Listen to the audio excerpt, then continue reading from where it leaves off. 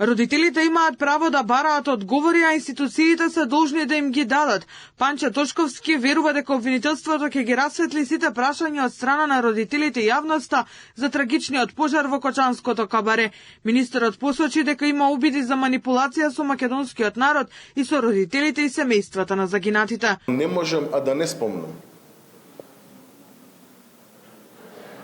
дека само Господ на крајот, на завршување на целокупниот овој процес, ќе биде оној кој што ќе суди за секоја една солза која што дополнително непотребно е исплакана од македонскиот народ заради тоа што одредени политички лишинари се обидуваат цело време упорно, свесно да манипулираат со македонскиот народ и особено со родителите.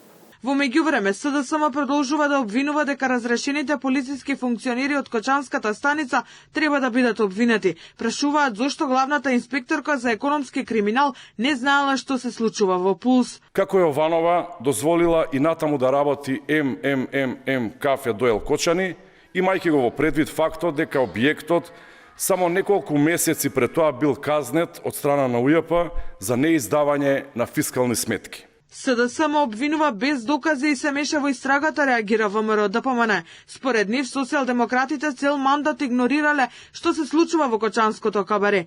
Изнесувањето на обвинувања без докази во случај на истрага е пример за политичко мешање во правосудството, нешто што СДСМ го правеле системски 7 години, велат од владеачката партија. СДСМ нека ги провери сопствените траги пред да покажува со прст.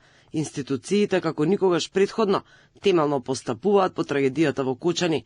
СДСМ денес прозива поименично лица од институциите, но го премолчува фактот дека токму во нивниот мандат дискотеката Пулс работела без лиценца со години, а последните 5 години инспекцијскиот надзор бил минимален. Тоа се времења кога Министерството за внатрешни работи и Државниот инспекторат биле под нивна контрола.